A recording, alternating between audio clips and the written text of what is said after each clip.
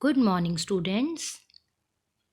तो आज हम स्टार्ट करेंगे अपना चैप्टर नंबर 4, जिसका नाम है kinds of material, different kinds of materials. अब आप देखिए कि आज मैंने अपने टेबल पर क्या कर रखा है। ये इतना सारा सामान, और वो भी सारा सामान बिखरा हुआ, अलग अलग जगह का, डिफरेंट काइंड ऑफ मटेरियल, सब शफल्ड। कितना बुरा लग रहा है ना, ये सामान इतना फैला हुआ नहीं होना चाहिए ये। तो चलो आज आप लोग मेरी हेल्प करो इसको सॉर्ट करने में। इसको हम अलग अलग ग्रुप्स में डिवाइड करेंगे। तो सबसे पहले ये जो बुक्स हैं, पहले मैं इनको सेपरेट कर लूँ। मैंने अपने पास एक बुक्स को अलग जगह पर रख दिया। 1 2 3 और ये 4। मैंने सारी बुक्स को अलग कर लिया। ये सारी मेरी बुक्स अलग, मेरा एक ग्रुप बन गया, राइट। अब और क्या क्या है मेरे पास? सीडी है। ये सीडी तो ऐसे रूम में नहीं पड़ी होनी चाहिए, है ना। ये सीडी होनी चाहिए मेरी कंप्यूटर टेबल के अंदर, राइट। जहाँ पर मेरा सिस्टम है, जहाँ पर मेरा कंप्यूटर है, वहाँ होनी चाहिए ये। Okay. Fevicol, pencils and pen, ये सारी स्टेशनरी आइटम्स भी मेरी वो वाली अलमीरा में होनी चाहिए जहाँ पर मैं अपनी बुक्स रखती हूँ। तो बुक्स के साथ ही मैंने अपनी स्टेशनरी आइटम्स को सेपरेट कर दिया। फिर आते हैं मेरे पास ये स्पून्स और नाइफ़, ये होने चाहिए किचन में, राइट। किचन में होने चाहिए ये। और ये hair band, clip and nail paint, ये होना चाहिए ड्रेसिंग टेबल में जहाँ पर हम रेडी होते हैं। तो इन सारे बिखरे हुए सामान को मैंने अलग अलग ग्रुप्स में डिवाइड कर दिया। ये होना चाहिए कंप्यूटर टेबल में, ये होना चाहिए किचन में, ये होना चाहिए ड्रेसिंग टेबल में, और ये होना चाहिए उस अलमीरा में जहाँ पर मेरा बुक शेल्फ हो, जहाँ पर मैं स्टडी करती हूँ। तो अब ये सामान नीट एंड क्लीन अरेंज हो गया, राइट। तो अब हम इनको साइड में रखेंगे। और हमने सीखा कि हर चीज़ हमें ग्रुप्स में ही रखनी चाहिए और बहुत ही अरेंज्ड तरीके से रखनी चाहिए, right.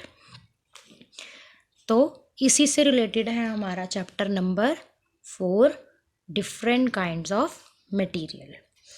The process of arranging the objects on the basis of certain similarities is called sorting.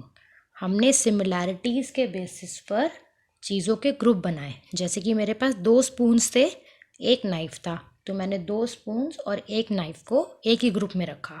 मेरे पास 3 पेंसिल्स थी और एक पेन था, तो मैंने उसको भी एक ग्रुप में रखा अलॉन्ग विथ फेविकॉल। मेरे पास एक क्लिप था, एक हेयर बैंड था और एक नेल पेंट थी, तो मैंने उसको भी एक ग्रुप में रखा। क्यों रखा मैंने इनको एक एक ग्रुप में? क्योंकि इनके अंदर आपस में एक सिमिलैरिटी है, एक समान है वो चीज़ें। एक समान कैसे हैं कि उनका यूज़ एक ही है। यूटेंसिल्स का यूज़ किचन में ही होता है, हेयर बैंड और क्लिप का यूज़ ड्रेसिंग टेबल वाले शेल्फ में ही होना चाहिए।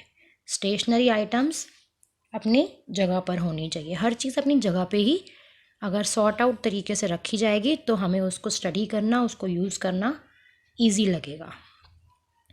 If we go to a departmental store which sells various things like clothes, shoes, cosmetics, we will find that everything is displayed systematically.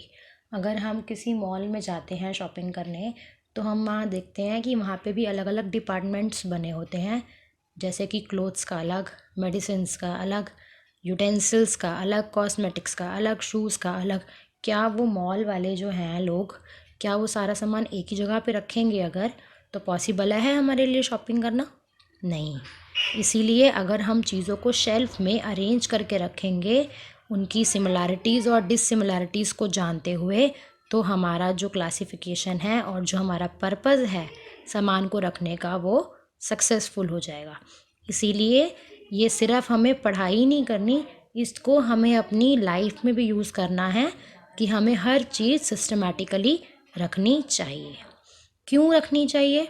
Need of classifying objects, क्या ज़रूरत है? Classification of objects is necessary because it makes it convenient to locate the objects. For example, आपके घर में आप 3 भाई बहन हो, ठीक है। मान लो एक बच्चा 4th स्टैंडर्ड में है, एक बच्चा 5th स्टैंडर्ड में है और एक बच्चा 6th स्टैंडर्ड में है। तीनों सिबलिंग एक साथ रहते हैं घर में। अगर आपकी मदर ने आप तीनों को एक ही शेल्फ दिया कि ये बेटा आपकी बुक्स रखने की स्पेस है, आपने इसी जगह पर आपको बुक्स रखनी है, तो क्या अगर आप अपनी बुक्स को ऐसे ही रख दोगे विदाउट एनी क्लासिफिकेशन, और जब आपको नेक्स्ट डे का टाइम टेबल लगाना होगा स्कूल जाने के लिए, तो आप इजीली लगा पाओगे? नहीं, हम इजीली नहीं लगा पाएंगे। क्यों? क्योंकि हम चीज़ों को सॉर्ट ही नहीं कर पा रहे, हमने चीज़ों को ऐसे ही रख दिया, है ना। तो अगर हमें किसी चीज़ को टाइमली लोकेट करना है, उसको सॉर्ट करना है, तो हमें क्लासिफिकेशन करना बहुत ज़रूरी है।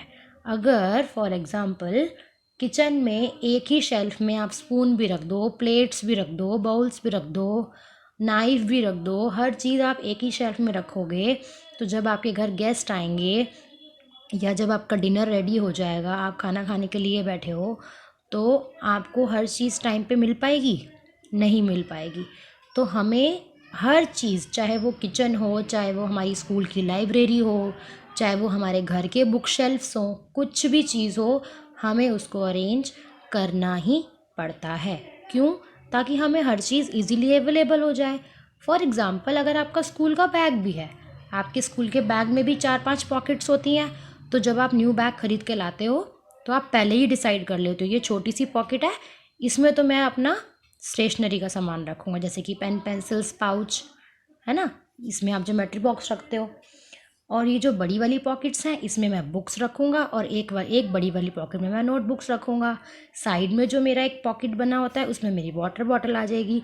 तो जब हम छोटे से बैग को इतना सिस्टमैटिक रखते हैं ताकि हमें स्कूल में कोई चीज़ ढूंढनी ना पड़े, तो क्या हमें घर में या लाइब्रेरी में या स्कूल में या अपने घर के बुक शेल्फ में क्लासिफिकेशन की ज़रूरत नहीं है?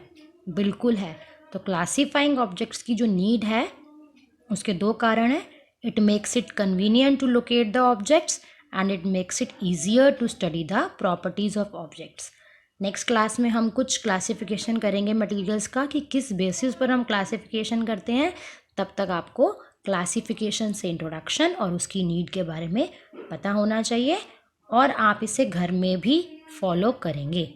कोई भी सामान आपका इधर उधर नहीं बिखरा हो, उसको आप सिस्टमेटिकली अरेंज करके रखेंगे। ओके।